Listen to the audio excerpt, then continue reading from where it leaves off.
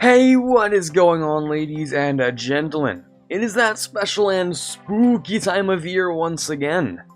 Yes, you already know what I'm talking about. We're getting another visit from the Halloween Terror event in the very near future. But what will Daddy Jeff be bringing us this year? Let's talk about it. Before we get too far into the video, I'd like to put up a little table of contents for you there so you know what we'll be covering today. If you've been watching my event videos for a long time already, you know what goes on around here, so you can skip to the time on screen to get started. Okay, let's begin. This is a speculation video. As of when I'm editing this is all the information we have about the event, which is only stuff we've received from videos on Play Overwatch, tweets, and knowledge of last year's events, as well as a couple of leaks. We'll begin by talking about the most likely start date for when the event will probably be kicking off. There's a certain pattern to when these sorts of things happen, which I'll talk about later, which does make it a little bit easier to predict the launch date for the event. Next, we'll be talking about the game modes. For Halloween Terror's Junkenstein's Revenge, and we might be taking a look at a couple of leaks that suggest that there could be a couple of interesting additions this year, but more on that later. After that, it's on to skin predictions with a couple of leaks to look at and some extra predictions. Alright, so you've either skipped to this point or you just watched the last little bit. Either way, let's start with when we think the Halloween Terror event might begin. Before we look into the future, let's take a look into the past to give us some clues.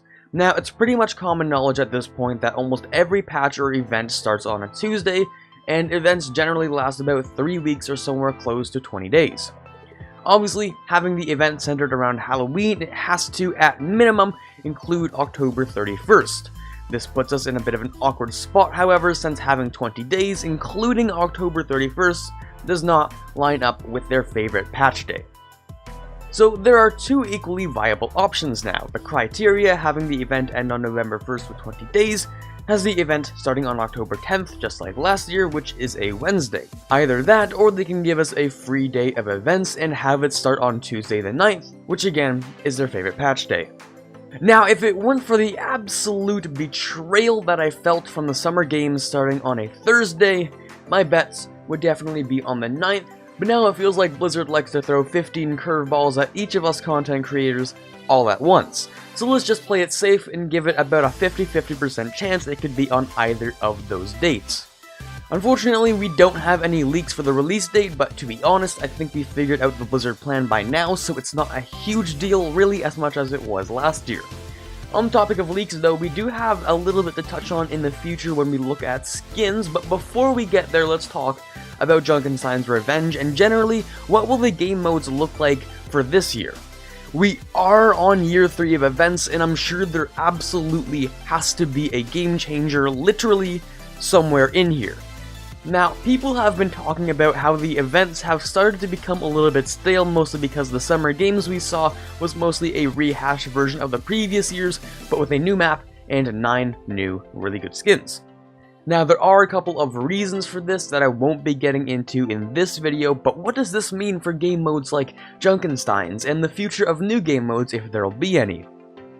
Well, we did see the addition of Maze Yeti Hunt last year, and a completely reworked Capture the Flag alongside a new mission in Archives.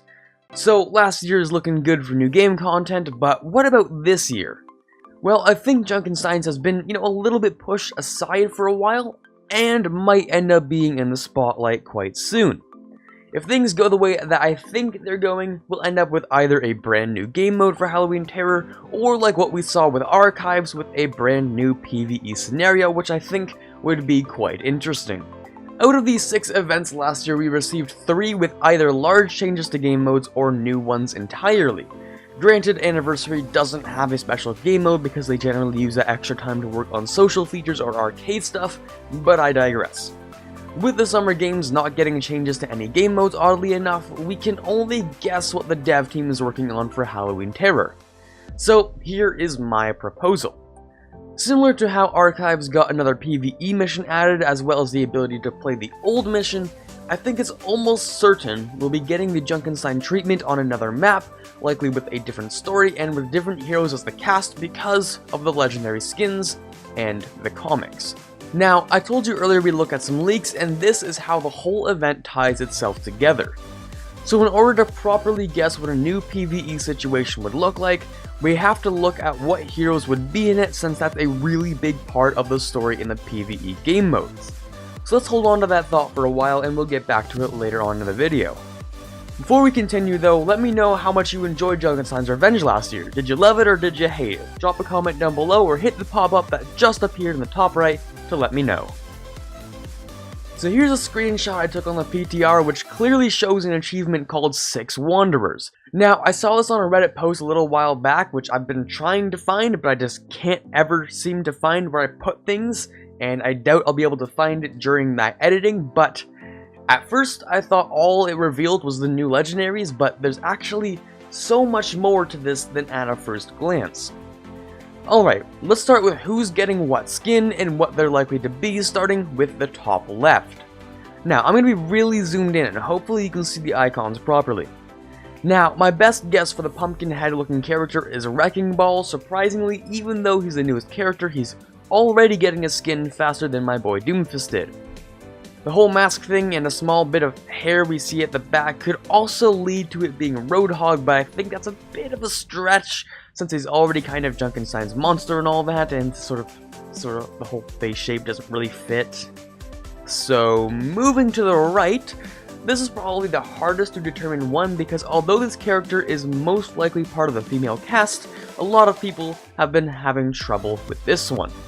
Now, eliminating Symmetra because, you know, she already got a skin last year, and Sombra because we can see clearly that she'll be Junkenstein's bride by the bottom right icon, my best guess would end up being Brigitte, Moira, or Pharah. The other female heroes either have a Halloween terror skin already, or I just can't really see them fitting well into that sort of design. I mean, I'm not an Overwatch dev, so for all I know this could be a new Hanzo skin, since he hasn't received a proper legendary Halloween one yet. Not really sure what the reference is supposed to be yet, but my guess is as good as yours, so let me know who you think any of these skins are for, what they are, and why. I'll be interested to see what you guys think about all of it. Alright, if we move over to the right again, we can see a very menacing, what I can only guess is a new Winston skin, mostly because all of the Winston icons have sort of his nostrils flared up like in that picture. Again, not entirely sure what the reference is supposed to be, but I think this one is very clearly meant to be Winston. Next, in the bottom left is definitely a sort of night costume for only about 2 heroes that I can think of, maybe 3? One of which could be Ryan, but if you remember back to the Halloween comic that was released a while back, we see him in some interesting Kingly gear that is very clearly different from what we see in the icon. Because of this, the only hero I can think of that would fit this sort of theme might be Brigitte, because she's already sort of wearing the whole night ensemble, but I think there could be some changes that would make it legendary worthy, and if not, you know, an epic skin isn't that bad either. Really, the only other character I can think of that it might be is Pharah because of a few reasons. One, she does wear a full helmet in some of her skins, and I have to say the icon does resemble the general shape of her helmet. Not to mention Pharah's icon also almost always faces towards the right or directly towards the camera in almost every example I can find. Next one is a little bit more obvious. It's definitely a slasher skin for Soldier 76, being a reference from Friday the 13th, which is a pretty famous classic horror movie. And finally, the Sombra skin is also a little bit obvious. I mean, I sort of gave it away earlier.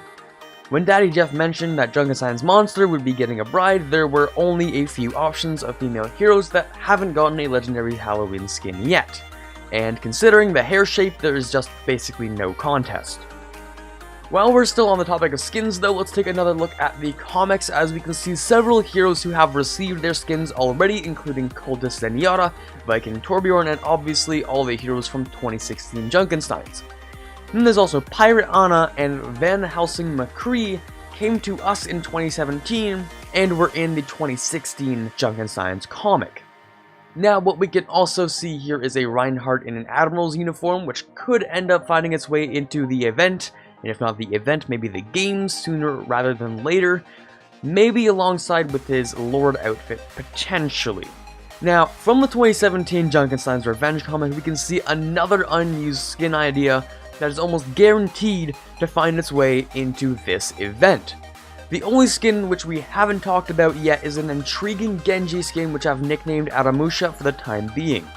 No doubt it'll make its way out most likely this year, if you consider that skins from 2016's comic made it into 2017, and man, I'm just really hoping that we see that process repeated again, because I love this concept of a skin so much. Oh my god, I really hope it makes it into this year.